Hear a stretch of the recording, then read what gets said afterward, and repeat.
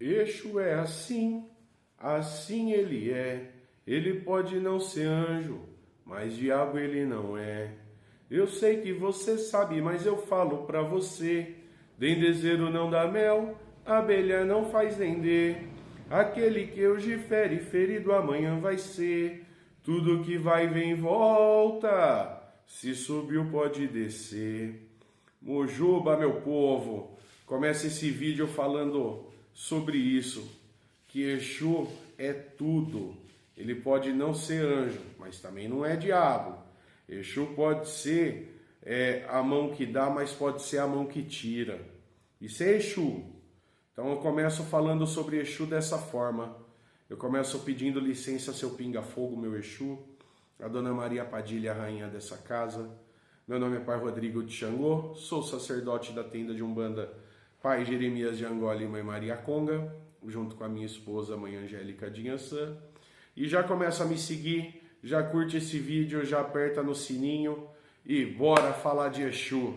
Vamos lá, Exu e Pombagira começa originalmente nas macumbas cariocas e depois eles entram na Umbanda de Zélio de Moraes, né? Zélio Fernandino de Moraes. E isso faz com que todo um movimento espiritual e material fosse realizado.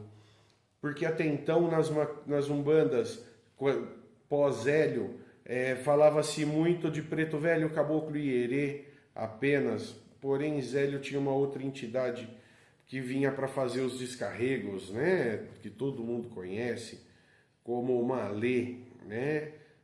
Eu tenho comigo que era um Exu para fazer os descarregos, as quebras de magia e todo o trabalho energeticamente denso.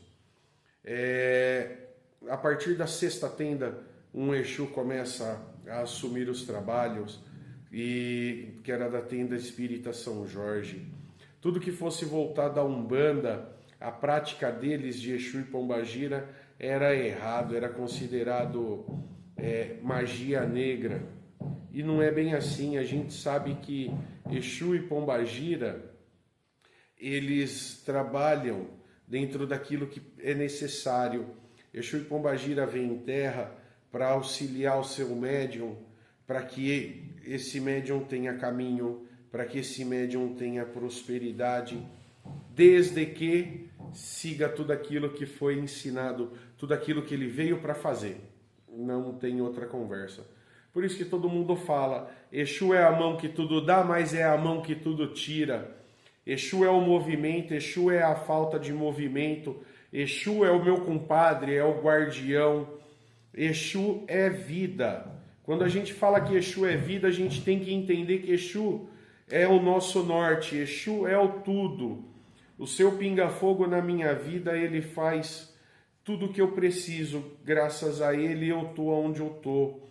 Graças ao seu pinga-fogo, eu me tornei a pessoa que eu sou. Ainda imperfeito, ainda em uma série de mudanças, ainda crescendo e amadurecendo, mas é tudo graças ao seu pinga-fogo. Ai, mas o Exu também tira. Tira. Quantas vezes eu falei com ele, ele falou não, eu fui de teimoso fazer e não deu certo. Isso é Exu, gente. Exu é isso, na sua essência, no seu natural.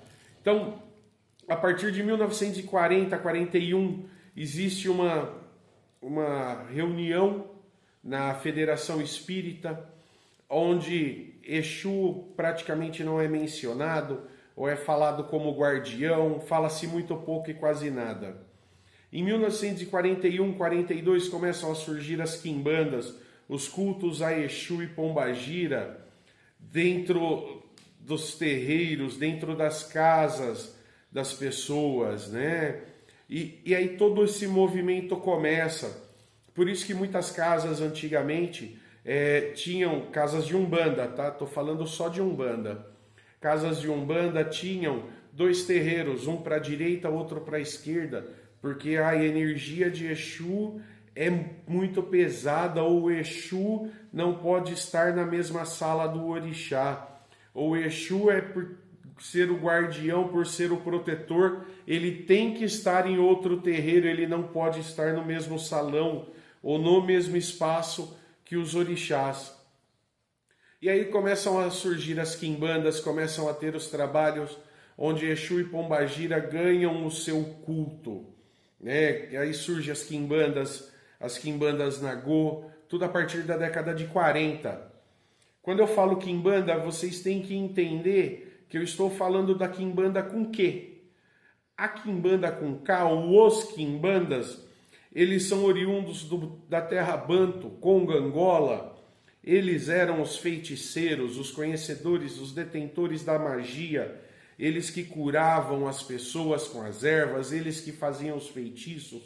Esses são os quimbandas. E esse culto vem junto com os escravos, quando o Brasil começa a trazer as pessoas da África aqui para trabalhar como escravo. E esses quimbanda vêm junto. E aí começa a vir o orixá, o Inquice, Pambuinzila, Mavambo, né? Começa a vir para a nossa terra. Mas voltando a falar de Exu. E aí a partir de 1940, né, da década de 40, começam a ter as casas de quimbanda. Os quimbandas começam a trabalhar. E aí todo mundo falava, aquele é quimbanda, cuidado, ele faz magia negra, ele faz magia pesada.